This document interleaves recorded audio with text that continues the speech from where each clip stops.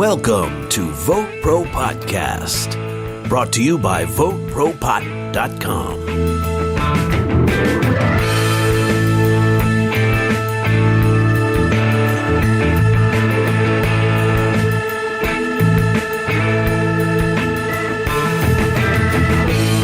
I was using the term groovy the other day, which I never did use except only in jest. You know, when I say groovy, I was usually sarcastic, but it's a kind of a groovy little word when you think about it, you know. And then I got to thinking, there got to be some other old-timey phrases and catchphrases that we would want to bring back, like far out, or what are some others? That's a dynamite idea. That's dynamite. We're definitely showing our age here.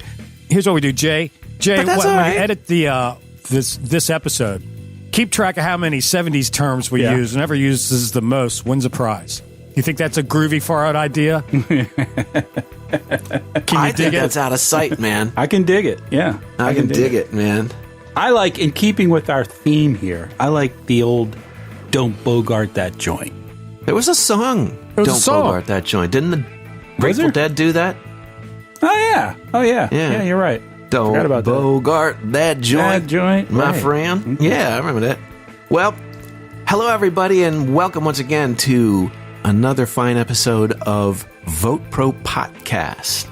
So grab your neighbors and phone your grown children if you have any, and tell them to download this one because it's going to be a good one.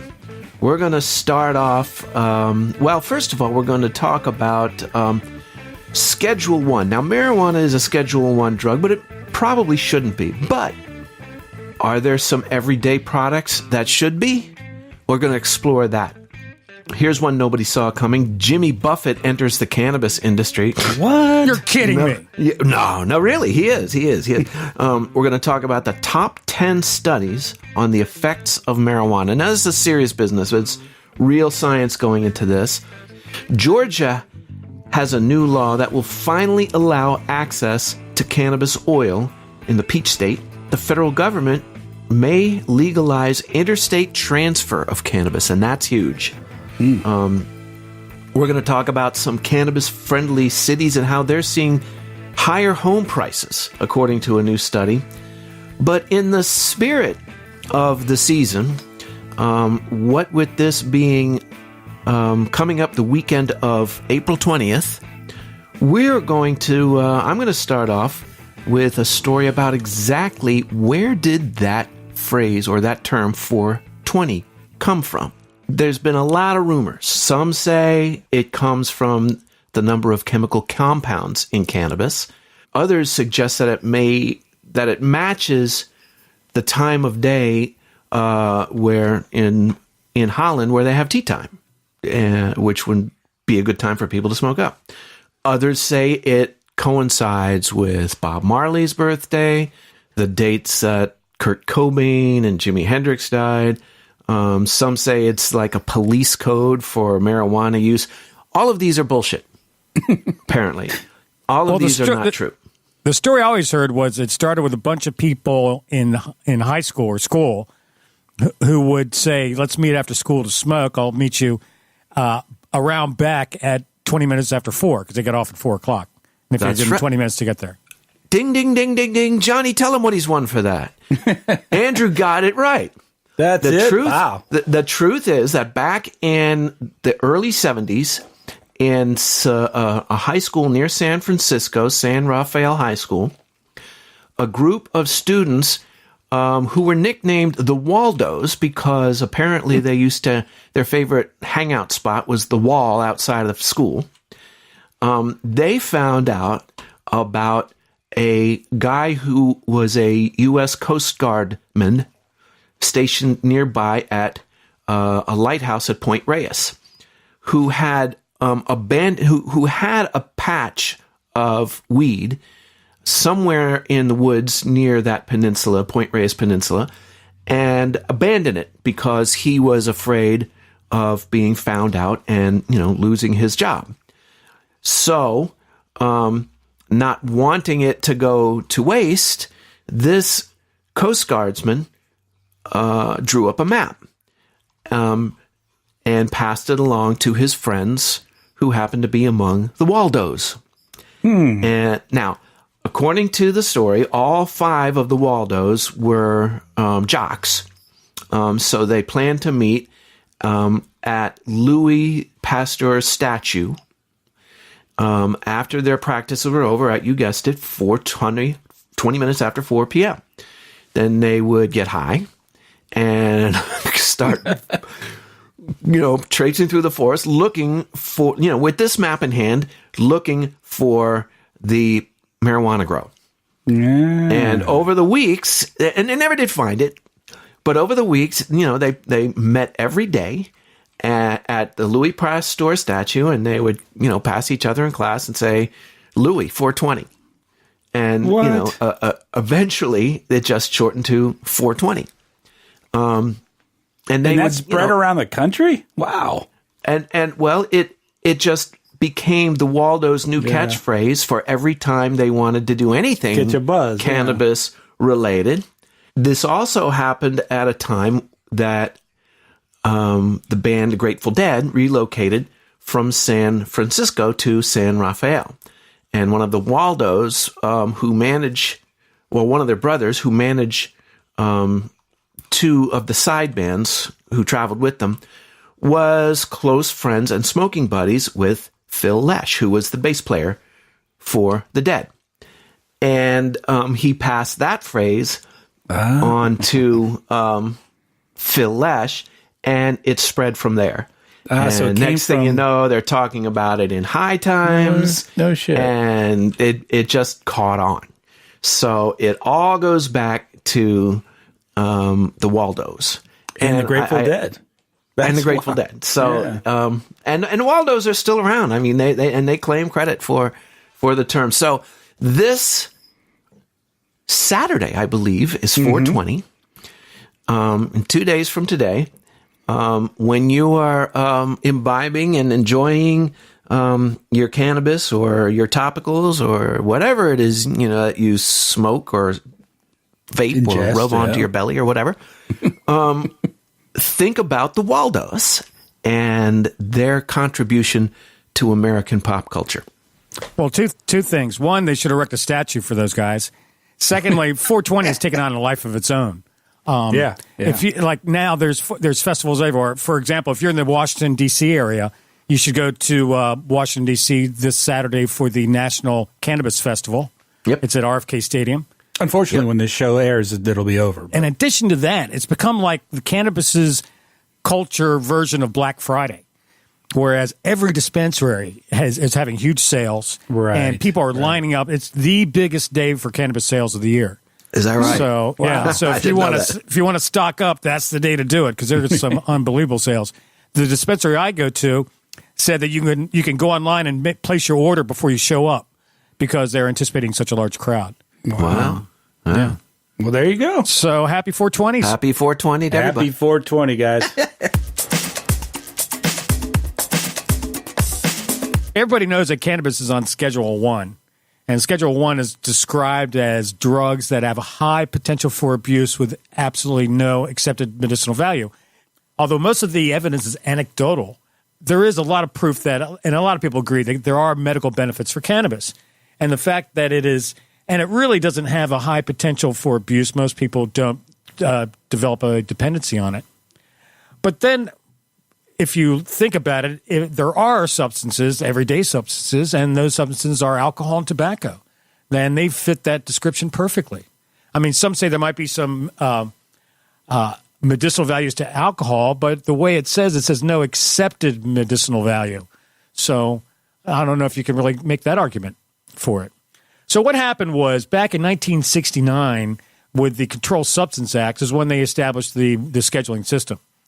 Now, the reason that tobacco and alcohol weren't included was because you sort of think of the times. Now, the reason that they did the Controlled Substance Act was to stamp out the anti-Vietnam and Black Power movements because the hippies and Black Panthers and the straight-laced people might have enjoyed booze together, but the conservatives didn't really enjoy cannabis, so they're able to vilify them. and go after them, as we all know. But at the same time, there were lobbyists, and there was a lot of industry around tobacco and alcohol. And those lobbyists made sure that alcohol and tobacco were exempt from the scheduling. And also, if you think about the times, I mean, there was riots in the streets, people were protesting everywhere at all these political events. Well, college campuses, yeah. Right, yeah. And had they come in and said, oh, by the way, alcohol, tobacco is also illegal now, people would have lost their minds. I don't think so. Yeah, it's crazy. So, but actually, an interesting thing happened in 1969. Timothy Leary won a case against marijuana on the Supreme Court level. And it basically overturned the Marijuana Tax Act, making it unconstitutional.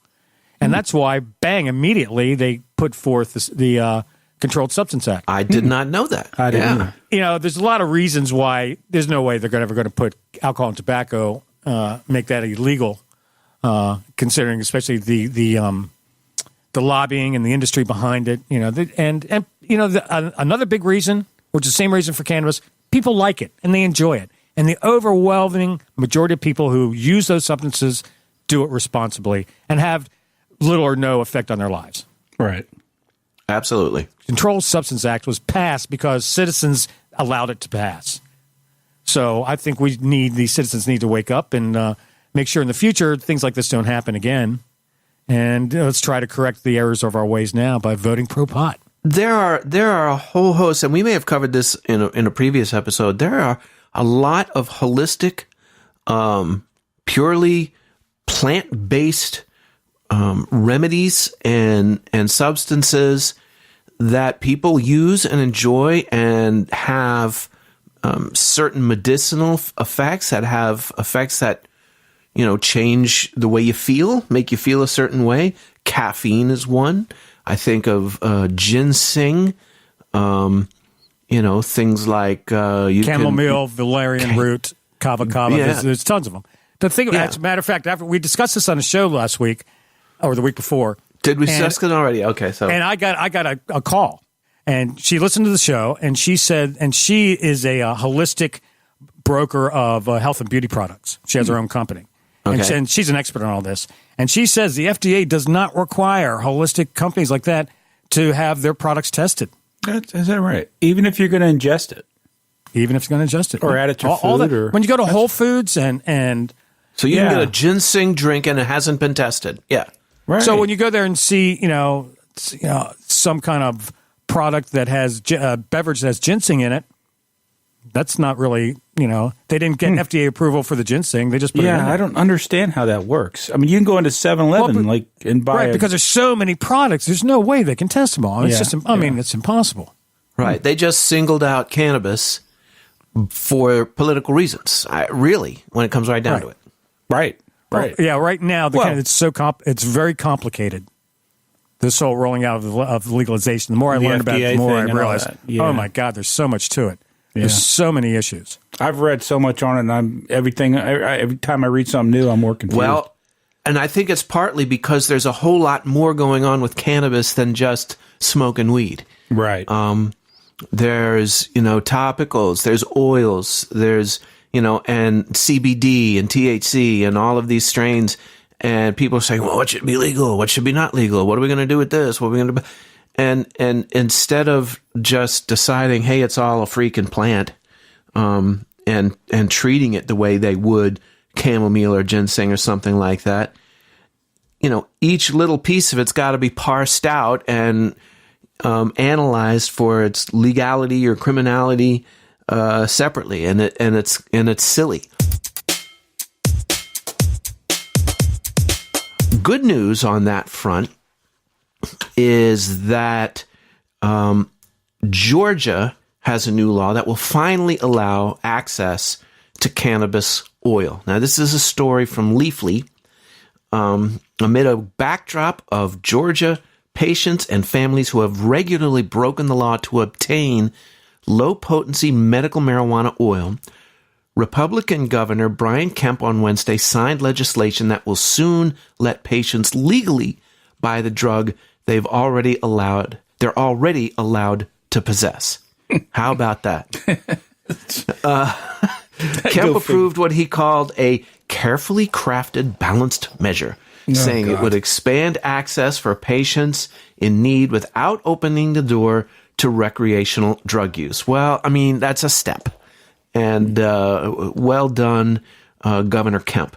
But, it's still just kind of the government doling out freedom piece by piece, which, I'm glad for it on the one hand, but on the other hand, it's still treating American citizens as children of the state, and I don't like it. Well, it is the Deep South, which is kind of shocking. I mean, well, it is, and a Republican governor, and we're glad. He said, instead of crossing state lines, breaking numerous laws in the process, these families can now stay in our great state, Kemp said. We are ensuring that these families can purchase what works for their loved ones without creating a slippery slope. A slippery slope to what exactly? Yeah, that's a good question. Getting high? Ooh. Oh, my God. We can't allow that. Not that. Having fun? This is what one of my favorite football players from years past, Sonny Jurgensen, mine too, from the Washington Redskins, used to call a boo-rah. Yeah, on the one hand, rah for him for signing this legislation, and on the other hand, boo for being such a for having to and for parsing this out. Yeah, like we're. Right. Like we're not old enough to discover or decide this for ourselves. So, we'll take it what we can get, but geez.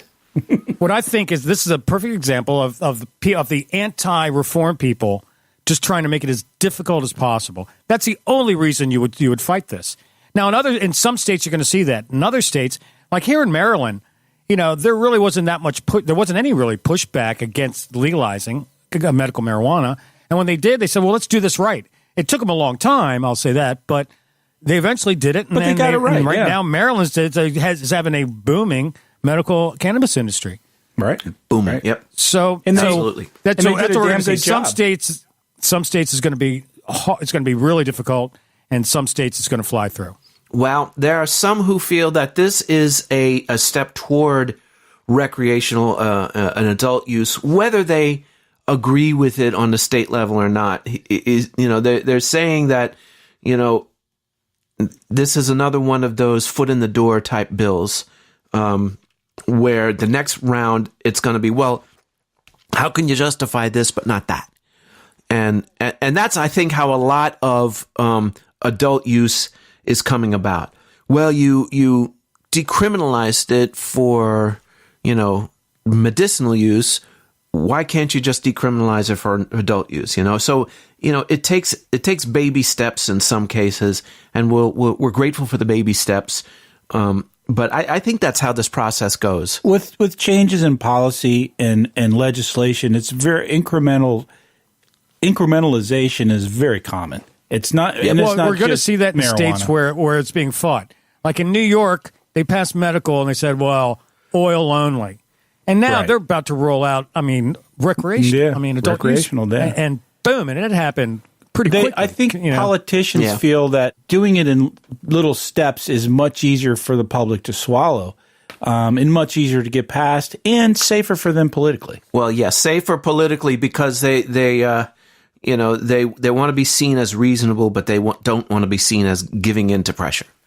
Also, there is no single piece of legislation that you can pass that covers everything. So what they're doing is they're starting off with decriminalization, then they do medical, and then you're going to have to pass some banking things, and states are passing now, laws saying, well, yeah, if you have a card, you can own a gun. There's a million issues that they have to cover. That's a good point. You're exactly right. And that's how it's going to happen. Folks, if you have an idea about this, an opinion, if you have some information that could enlighten us on this, please do send us a message. We would love to hear from you. There's a lot of ways you can do that. One way is to check us out at VoteProPot.com. We have a new email address. You can send us an email at podcast@votepropot.com or call us on our message line at 240-257-2441. And please like and follow and share us on Facebook, LinkedIn, and Twitter. And please leave comments. What about transporting cannabis? That's still illegal on the federal level. Yes, but there's a movement on that. The federal government might legalize interstate transport of marijuana. It seems Oregon lawmakers are anticipating the federal government legalizing or at least tolerating interstate marijuana transport. Senate Judiciary Committee in Oregon moved forward with a bill this week empowering the governor to enter into agreement with other states for interstate cannabis sales. That's huge. The bill is completely That is. Now, the bill has been rewritten in an amendment that goes to the Senate floor probably maybe next week. So Wow. That's a the big Senate, the Oregon Senate or for the Oregon Senate. the Oregon Senate? Okay. Okay, it's unlike the original bill. This bill would not be operative until the federal law is mandated to allow interstate transport, or the U.S. Department of Justice issues an opinion or memorandum allowing or tolerating it. Gotcha. Which is interesting. Yeah, that is. So, Well, that changes the game big time if you can carry across state lines. Well, that's right. well, no, it's more like Oregon producers can sell Right. I gotcha. wholesale to other states, and that's I a big see. one. Now, Yeah. Oregon's industry is basically first in line when this is set up to do, because I think the fact that they have 1 million pounds of surplus marijuana might have something to do with this. the law. Well, yeah, this is going to be a boon to growers, Right. especially who are hurting bad in Oregon. Man. well, They're who hurting. are overproducing. But that's the number one. Yeah, I think that's the prime example, or if not the only. So what they're trying to set up, I think what they're trying to do here is basically going, we're going to set up this legislation, and we're going to start jockeying to get it ready. And I think they're probably going to start talking to other states to enable it. So when it does either go off Schedule 1 or the Justice Department makes a ruling, they'll be able to be first in line. They'll be ready. Yeah. And be able to start it immediately. Now, the good thing about this is states that are fighting it. Now, they don't realize that if they have a neighboring state that's going to legalize, and then all of a sudden this happens, this law passes, and then your state is way late to the party legalizing medical, or just even legalizing medical, most of the companies there are going to be buying it from out of state because those businesses are already built, established, and they got product immediately. That's and right. it's going to be They've hard got to start a supply chain. business from scratch to compete with that, because Could those take a while, businesses, trust me, they're going to be given great prices. So, Andrew, do you think that if in such time as this happens, those states that are lagging are going to kind of see the handwriting on the wall and realize, wow, we're being left behind here, or are they going to dig in their heels more? How do you think that's going to go? Well, probably all the above. I think some states every state's going to be reacting differently, obviously. But I really think that the states that drag their feet are going to miss out on short and long-term financial benefit from the cannabis industry. So they're going to lose out on tax dollars. The people in their states are going to lose out on jobs.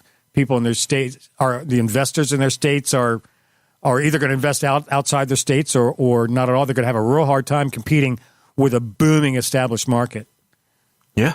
That's why I ask. That's what I'm thinking, that they're going to, the people of the state are going to say, these other states next door are making a lot of dough off of this. Why shouldn't we? Well, what's happening in all these states, we're fighting for legalization, so we're going, well, it's racially unjust. I mean, if you're people of color get arrested, 4 times at the rate. And then there's the argument that it's not a gateway drug, and no, it's not going to increase amongst children. It's not going to increase violent crime. And then you have all these organizations that have financing, big financing, that are coming in like Normal, et cetera, et cetera. Marijuana Policy Project is probably the number one. And they're coming in making big difference. And then there's these grassroots civil rights people that are on the bandwagon too. So to fight all these people and to argue all these points, and then I haven't heard a good argument to support the continued prohibition of marijuana. I just haven't heard one. No, there isn't one. So it's going to be tough. Well, so now, I don't know and then the straw that's going to break the camel's back is when everyone goes, and all that, and we're missing out on money. Yeah. So all the people that are more conservative are going to go, money? Did you say money? We're losing our money? Wait a minute. Whoa. Everybody loves money. Slow down. Slow down. Yeah, but by the time that happens, it's going to be, their state's going to be, going to be missing out. Speaking about making money in the cannabis industry, we've got some more celebrity news, do we not? That's right. Who would have ever thunk that Jimmy Buffett is getting into the cannabis industry? No way. Jimmy? No. Jimmy Buffett? Yeah, Jimmy Buffett. Mr. Parrothead himself? Yeah, I mean, Party Central. And this guy, I mean, he's known for, drinking anthems. I mean, Margaritaville, give me a break. Right. But anyway, so he's launching the Coral Reefer cannabis brand at the Soterra Wellness Center in Orlando, Florida tomorrow. Well, when you hear this, it would be last week. Right. But he said he's going to do it on not going to do it on 420? No, the day before. That's disappointing. Well, it's the day before they're going to stock up the store. So on 420. Well, I'm sure everyone has other things planned, Yeah, if you want to be highlighted, he'll be lost in the crowd on 420. That's true. Okay. So what is it, Andrew? Well, The Coral Reefer cannabis, the product line is they're selling what they call lifestyle merchandising, including vaporizer formulas, which I'm not really sure what that is. Maybe that's just a fluid that you can refill your vape pens with. Rechargeable vaporizer devices and pods. He has a line of disposable pens, hats, and T-shirts. So anyway, here's a quote. Jimmy Buffett said, it never dawned on me that the Coral Reefer would be anything other than a cool name for a tropical bar band born out of Key West in the 1970s. But life is supposed to be about having fun and staying healthy enough to enjoy it. There you go, And he buddy. thinks that the Coral Reefer products can help people do just that. Right on, Jimmy. well, good on you, Jimmy, and good luck with Coral Reefer Cannabis. Well, one of the things that's really going to push legalization along is knowing more about cannabis, its effects, and to do that, we need to study it. And there are more studies taking place all the time. And Jay, you've got some information about that, right? I'm looking at an article here from medicalmarijuanainc.com, and this is the top 10 studies on the effects of marijuana. These are all new studies just coming out.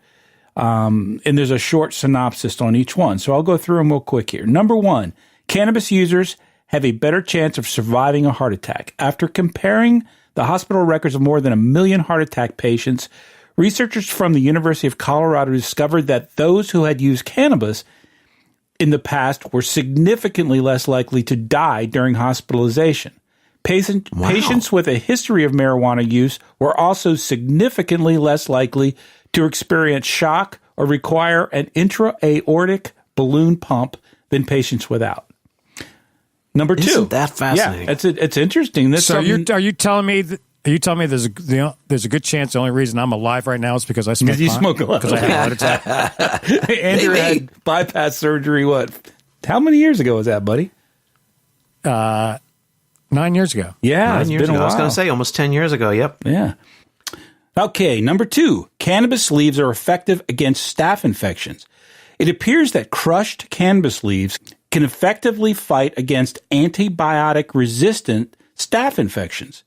Researchers from Shai College of Medical Science and Technology and the University of Banga in India tested the antimicrobial properties of crushed cannabis leaves infused into an ethanol-based tincture. They found the leaves are even more effective when combined with common guava and evergreen conifer tree called Tunja orientalis. So, wow, how about that? We'll see where that goes. Number 3, the myth about marijuana as a gateway drug. Research findings published by Live Stories found no connection between having used marijuana and the eventual use of more dangerous and addictive substances like alcohol, tobacco, cocaine, and heroin. Number 4, medical marijuana can help combat the opioid epidemic. We know that. Researchers from the University of California at San Diego and Weill Cornell Medical College looked at whether there is a correlation between medical marijuana legalization and prescription opioid use over a 21-year period. They found legalization led to nearly 30% drop in opioid use. We've talked about that. There's a new study out. Number 5. We talked about that with Dr. Behrman. We did, indeed. Number 5. Let me get this straight. So when you legalize, opiate use goes down, and I guess opiate sales would go down as well. And they have. And when you legalize and you stop arresting people, we did a story last week that said when you stop arresting people for marijuana, the numbers of arrests for violent crime increases. Exactly. So apparently there's a lot of benefits to legalizing marijuana. That's what I'm finding out. Sociological. What the hell? Number 5, we know now that marijuana stimulates appetite. Marijuana appetite-stimulating properties are well documented, but last year, researchers from the Washington State University were able to identify how its compounds alter eating behavior. With their animal study, they discovered that marijuana triggers a surge in ghrelin, a hormone responsible for signaling to the brain that you're hungry. So finally, we know why we get the munchies. Number 6, medical marijuana is gradually replacing anti-anxiety medications. A team of Canadian researchers found that 30% of medical marijuana patients discontinued their use of anti-anxiety drugs within 2 months of starting with their cannabis treatment. After 6 months, that value jumped to 45%. So That's fantastic. You listen to those anti-anxiety medication drug commercials. Oh, I know. And the first 15 minutes or 15 seconds of the 30-second ad is talking about the drug, and the second 15 is all the side effects that can probably freaking kill you. Right. Disclaimer. Make you sick. You'll have something oozing from your rectum. Serious, sometimes fatal events have occurred. You can't ever say that about cannabis. Well, 45%, that's huge. So people who go to a cannabis physician and get a legal prescription to cannabis and start using it after 6 months, 45% of them stop using their anxiety medications. And it's not always easy to get off those medications. So I was talking to some bud tenders recently. And what I understand is anxiety is the number one reason people are using medical marijuana. And what these bud tenders are saying is everyone's asking me what strain is good for anxiety. Mm-hmm. What one's just going to chill me out? And that's interesting. I believe that totally. That's the number one reason. Yes. Yeah. Well, it's anxiety and insomnia. Oh. They say those are the two most common things people say they ask for when they're picking strains. That's interesting. And I think that's pretty interesting. You learn a lot by talking to the guy that actually hands it to the customer. Oh, absolutely. I bet you do. I bet you do. In the alcohol industry, you talk to the bartenders. I mean, salesmen love talking to bartenders because they know what's being sold. Sure. Right. And they know what the customers are really asking for. What they're buying. Right. All right. Number 7, legalizing marijuana makes the U.S. southern border safer. An analysis from the Cato Institute found that smuggling over the U.S. southern border has significantly dropped as more states have legalized marijuana. That's interesting. Yeah, and of course, the Cato Institute is, no liberal UC Berkeley type study. That's a very conservative group. So exactly. Well, weren't the numbers were something like at one point they said it was like 6 million pounds a year, and now it's down to like 60,000 pounds a year. Well, here it is. Over a 5-year period, Border Patrol seizures fell 78%. The findings suggest that legalization leads to less business for cartels and a subsequent reduction in smuggling-related violence. And this, like Phil just said, this is the Cato Institute, man. This isn't some left-wing. And somewhere Milton Friedman is smiling. Number 8, frequent marijuana use does not adversely impact brain structure. This is an important one to me because we hear all this crap, and we have for years, about psychosis and all these issues that come from smoking weed. Using cannabis regularly appears to have no association with brain morphology. A team of 20 investigators from 13 institutions across Australia, the U.S., and the U.K. examined MRI scans of more than 1,000 young adults and middle-aged men to assess whether habitual marijuana use leads to decreases in gray matter volumes in the brain. They found no such relationship. Number 9. Isn't that something? Older adults benefit from medical marijuana too. Providing legal access to medical marijuana can improve the health and employment prospects of older adults. After researchers at the Johns Hopkins Bloomberg School of Public Health and Temple University compared medical marijuana laws to more than 100,000 survey responses from adults 51 years and up, they found that those who qualified for medical marijuana experienced significantly less pain and were able to work longer hours.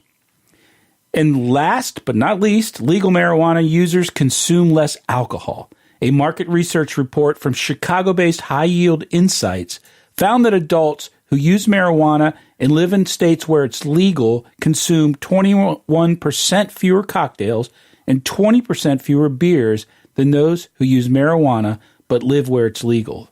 The report also found legal marijuana use to be associated with reductions in prescription anxiety, pain, and depression medication. So there you go. It's really an interesting article that you can find if you go to medicalmarijuanainc.com.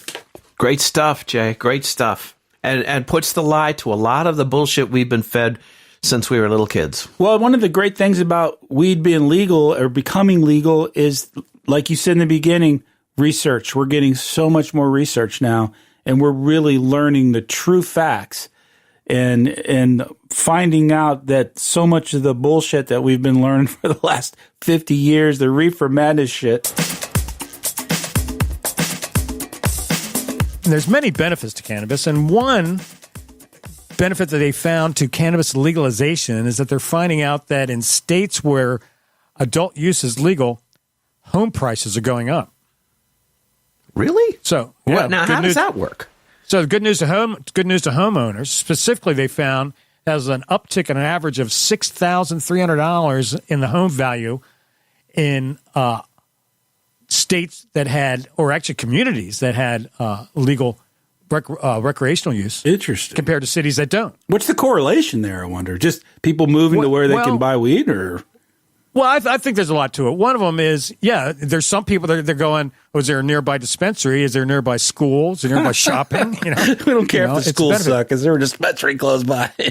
And actually, they found that there's an additional value. Homes really went up to the ones that are within like a half mile of the dispensary. Priorities, really? Man. Part of that could be that, like I think in Colorado last year, there were like 14,000. I forget the number. I mean, over 10,000 jobs created in the cannabis industry. Oh, that's a good point. So it just seems to reason a lot of people would want to live close to work. Sure. Yeah. I think there's more cash being generated in the economy, local economy. Right. That could have something to do with it. So, yeah. But Zillow should add that to their app, where you have like with schools, how are the schools rated, the banks, what's close by, can I buy weed? Right. Now, I think this probably also transposes over into the commercial real estate industry. I mean, absolutely. We know that. Oh, it's got to, right. Yeah, they said when recreation became legal, that warehouse space in the Denver area doubled in price. The idea that smoking weed turns you into a lazy stoner, that's got to be kind of up for revising, right? Yeah, I got a story here. It's a study finds marijuana motivates people to exercise, smashing the lazy stoner stereotype. This is from marijuanamoments.net. And it says researchers at the University of Colorado surveyed more than 600 marijuana consumers in states where it's legal to access and found out that these people are much more likely to exercise longer. Almost 500 participants said they endorse using marijuana 1 hour before they work out or up to 4 hours after exercising. And based on data from the questionnaire, those who did use cannabis in that time frame worked out longer than consumers who didn't. So it's not working for me, fellas, but That's what the study says. You know? What happens? They say when you use cannabis and work out, you can it deals with the pain that you get from your muscles feel, the soreness from. Yeah. Well, that makes sense. So you don't hit the wall quite so quickly. Right. There is money to be made in cannabis, and a lot of people, when we've been talking about it in several of our episodes about what's going on with pot stocks, but there's another way to invest in cannabis, and that's exchange traded funds, or ETFs. And this is according to the Motley Fool, which is a I love that website. It's a great website for investors. They've seen a lot of volatility in the pot stocks. They're becoming very popular, but they're going very often down as fast as they're going up. A lot of them are overpriced, I think, right now. Yeah, they'll make a lot of money one quarter and give it all back the next quarter. So what you're saying, if you want to invest money in the cannabis industry, probably buying stocks isn't going to be the best way to do that? Individual stocks. Well, I think personally, I buy stocks for the long term, and the idea that I try to do is get something that's solid and leave it there. However, not everybody trades that way. And now these exchange-traded funds, these ETFs, have solved a lot of this problem in many of the areas of the market. And although there are not that many of them right now, they're beginning to become more popular and more numerous. And the ones that are available, offer, entree, so to speak, into a lot of the biggest players in this, pardon the pun, budding industry. Now, there are two, according to Motley Fool, that are kind of at the top of the line.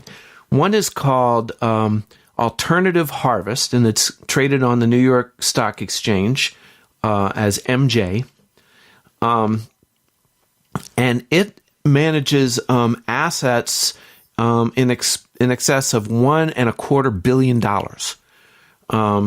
And over the last year, it's yielded a 24% return. Wow. 1 year return. Damn. Which is, if you're getting 24% on your money, you're doing pretty damn good. Now, Phil, because a lot of these pot stocks are on the downside in the past 6 months. So that's great. Right. That's now, awesome. the expectation is that these pot stocks are eventually, the volatility is going to filter out with when a lot of the certainty about the laws starts to get sorted out. Absolutely. And if you're buying them now at low market prices, you stand to gain in the long run. Mm-hmm. But now another one is called Horizons Marijuana Life Sciences. It doesn't trade. It's on the Toronto Stock Exchange. It's a Canadian fund. Mm-hmm. But you can get it on the over-the-counter market on the NASDAQ under HMLSF. And Horizon Marijuana Life Sciences Fund, that's yielding 21%. Damn. And managing assets of $750 million, almost $750 million.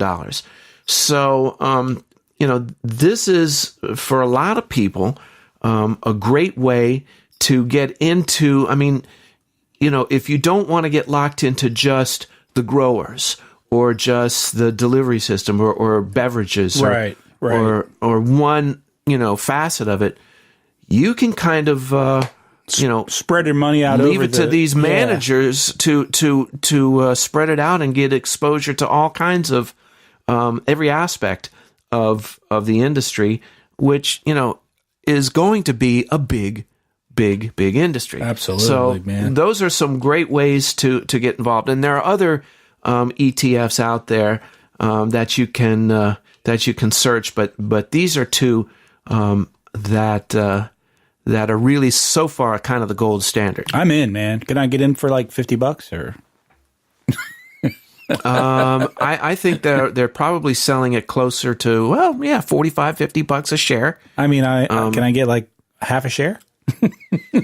No, I'm in on that, man. I wrote those down. No, you can't get a half a share. You're gonna want to put some money in there, but if you don't mind getting 21%, damn, that's what awesome. the hell, right? No, that's great. Golly, especially in this market because, like you said, the pot stocks have not been doing that well in the last year. Now, as with all stocks, past performance is never an indicator of future growth.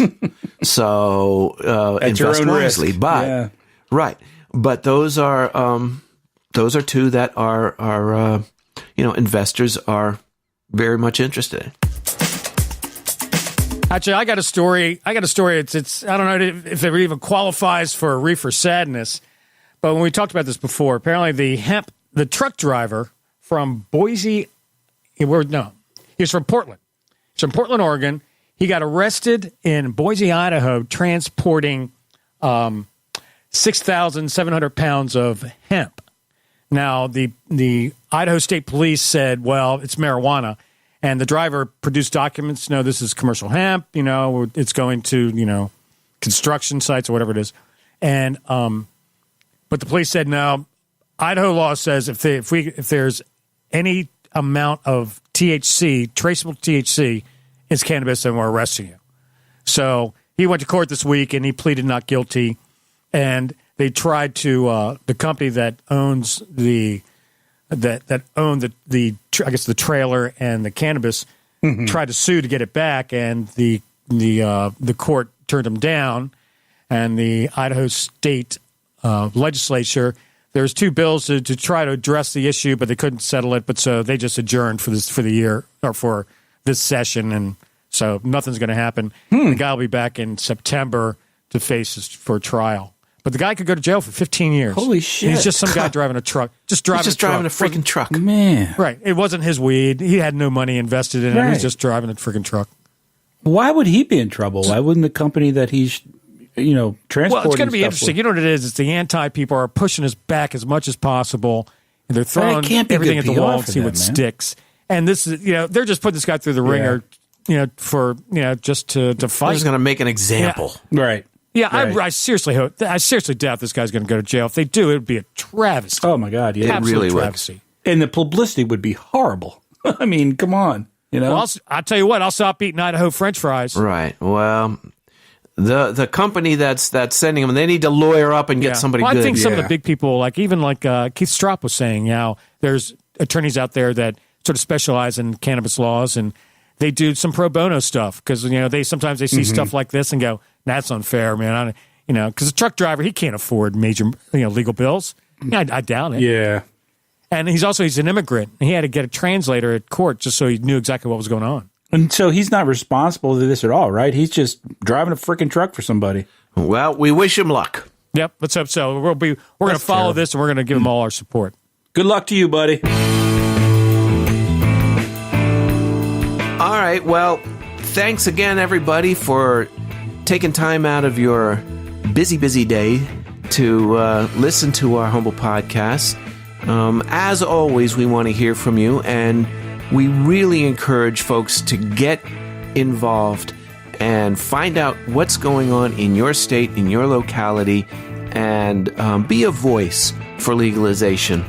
You can find out so much about this on our website. Check us out at VoteProPot.com. And send us an email at podcast@VoteProPot.com or call our message line at 240-257-2441, and we'll put you on the show. And please like and follow us on Facebook, LinkedIn, and Twitter. Just do a search for VoteProPot. Wish I was up in Vancouver at the Cannabis Cafe, smoking good old Sensimilla at the beginning of the day. But here I am in New York City, hiding out in Central Park, getting kidnapped by the police. away sometime before dark. But I wish I was up in Vancouver at the Cannabis Cafe, smoking good old Sensimilla at the beginning of the day. The judge looked down upon me, frowned. He said, kid, get on your way. Just don't start out your morning with espresso and a J. I said, I wish I was up in Vancouver at the Cannabis Cafe, smoking good old Sensimilla at the beginning of the day.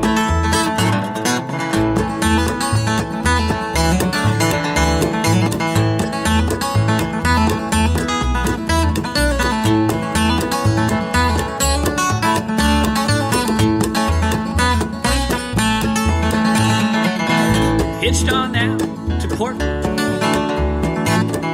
caught a ride up to BC, took the bus over to the neighborhood to have a bowl with my coffee. Now I'm up in Vancouver at the Cannabis Cafe, smoking good old Sensimilla at the beginning of the day. Smoking good old Sensimilla